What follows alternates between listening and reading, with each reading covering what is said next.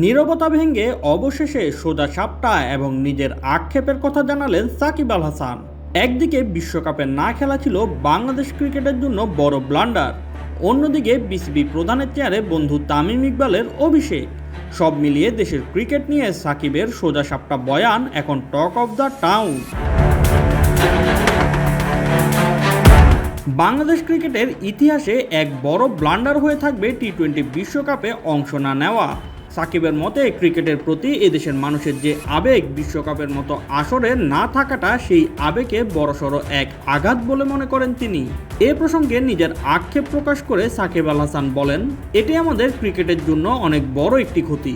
বাংলাদেশ একটি ক্রিকেট পাগল দেশ। দেশের মানুষ চায় তাদের দল বড় মঞ্চে খেলুক। বিশ্বকাপে অংশগ্রহণ না করাটা বিশাল একটা ভুল ছিল।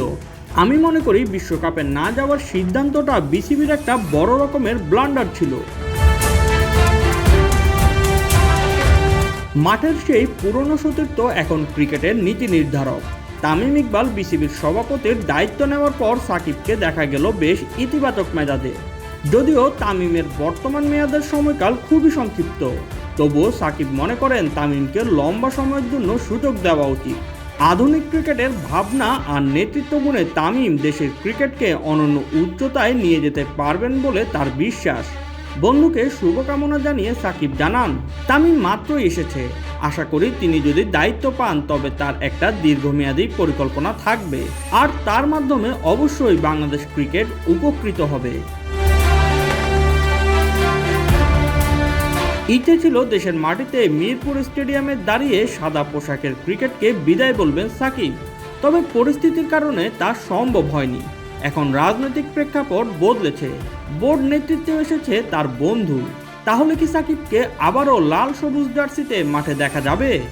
এমন জল্পনার বিপরীতে সাকিব কিছুটা রহস্য জিইয়ে রাখলেন, তবে তার কথায় মিলেছে প্রত্যাবর্তনের প্রচ্ছন্ন আভাস।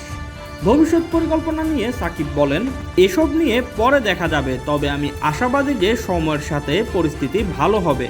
সময় সব কিছু বদলে দেয়। আমি আশা করছি শেষ পর্যন্ত আমি যা চাইছি তাই হবে। অনেকদিন পর ক্যামেরার সামনে সাকিবকে এমন প্রাণবন্ত ও খোলামেলা মেজাজে দেখে ভক্তদের মনে আশার আলো দেখা দিয়েছে।